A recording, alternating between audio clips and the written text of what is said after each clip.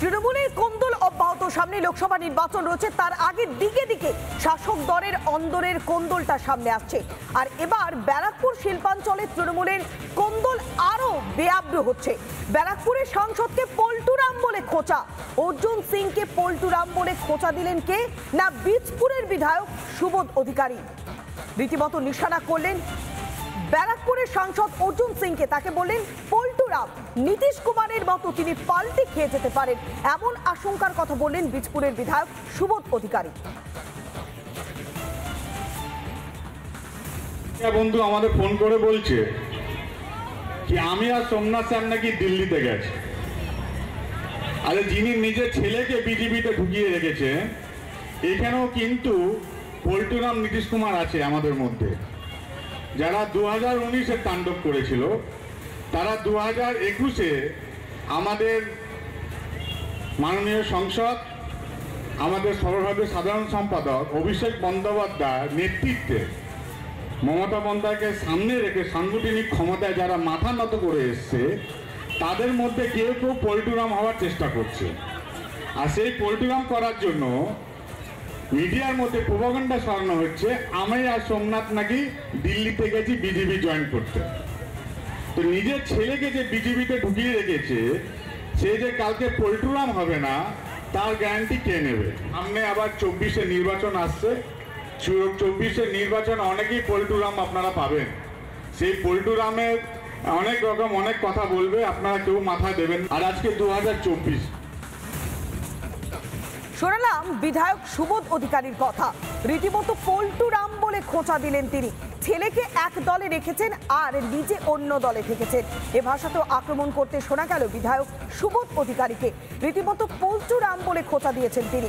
যখন এতটাই আক্রমণাত্মক ছিলেন সুবোধ অধিকারী, আচমকাই সাফাই দিলেন তিনি। তাহলে কি বাড়ছে চাপ, সে প্রশ্নটা উঠছে। তবে ঠিক কি ভাষায় তিনি সাফাই দিলেন শুনুন। সংসদের উদ্দেশ্যে বলি, তার নিজের ছেলেকে বিজেপিতে ঢুকিয়ে দিনে রাতে তৃণমূল একদিকে বিজেপি করছে। আপনারা দেখেছেন যখন তাদের মিছিল বের হয়, যখন বিজেপি সংসদ মিছিল বার করে, সেখানে ওই মিছিলেই দেখবেন কি বলে তৃণমূল হাটাও দেশ বাঁচাও। আবার ওর যে ছেলে বিজেপি নেতা, সেই যখন ও মিছিল বার করে সেখানে তো তৃণমূল হাটাও সেটা তো বলে। তার মানে নিজের ছেলেকে ঢুকিয়ে রেখেছে বিজেপিতে আর নিজে করছে তৃণমূল। মানে এটা প্রোপাগান্ডা। মানুষ জানে খুব শীঘ্রই নীতিশ কুমারের মতন বিহারের মানুষের মতন সে পাল্টি মারবে। পল্টুরাম এখানেও আছে আমাদের ব্যারাকপুরের মধ্যে।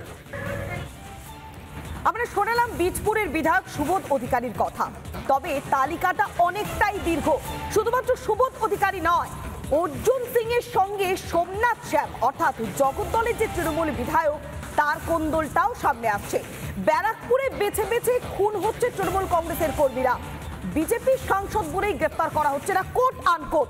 এই কথাটা কে বলছে না জগদ্দলের তৃণমূল বিধায়ক সোমনাথ শ্যাম। বিজেপির সাংসদ বলেই গ্রেপ্তার করা হচ্ছে না, নাম না করে খোঁচা দিয়েছেন সোমনাথ শ্যাম। তিনি কি অভিযোগ করেছেন, কি খোঁচা দিয়েছেন তিনি শুনুন। তকমাটা আছে বিজেপির এমপি, তকমাটা লাগানো আছে বলে তিনি গ্রেফতার হননি। কিন্তু আমি প্রশাসনকে বলেছি